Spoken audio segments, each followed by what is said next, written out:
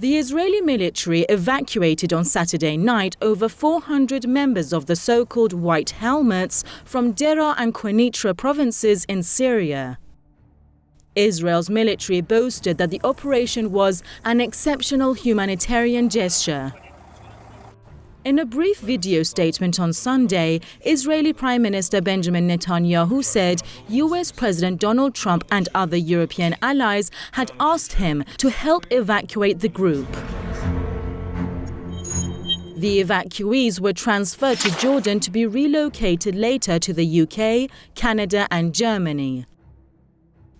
Israel has always claimed that it is not involved in the war in Syria, but documents show that the regime has been providing weapons and medical treatment to anti-Damascus militants.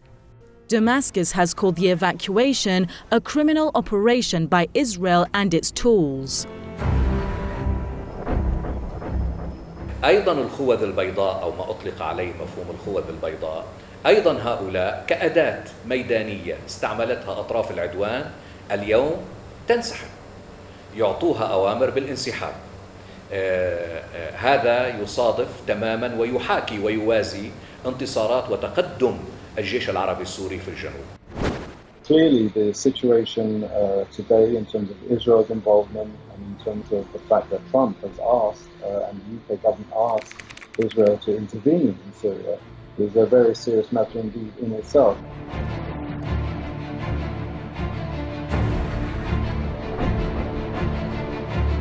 Widely hailed in the West, the so-called White Helmets have been attacked by Syria and Russia as Western-sponsored propaganda tools and proxies of Takfiri militants in Syria. The group receives funding from a number of governments, including Britain, Germany and the US. Both Moscow and Damascus have blamed the White Helmets of staging chemical attacks to frame the Syrian government. The White Helmets are supported by the British government.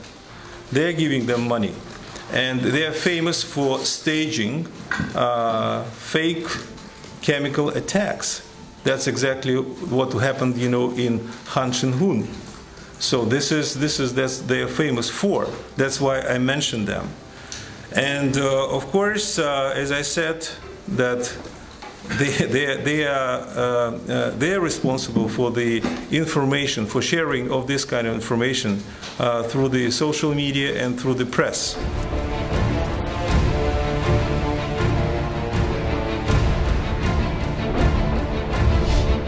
Critics say the so-called White Helmets are not just some well-meaning individuals with the humanitarian mission of saving civilians in the war-torn country. They say saving 65,000 people by the group is nothing but a wild exaggeration, as the areas the group operates in are controlled by the al-Nusra Front and other Takfiri terrorists, where few civilians live. As the Syrian troops are taking back East Aleppo by expelling terrorists from there, the White Helmets have become a major source for the Western news media, bringing accusations against the Syrian government and its allies. The West has been trying to sell the White Helmets as heroes, but the controversy over the group's real mission in Syria is persistent.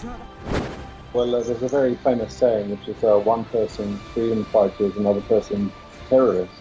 And so the definition of the US administration of what is a terrorist and what is a friend interchange quite quickly nowadays. As time goes by, it becomes clearer if they are humanitarian heroes or a politically motivated hoax.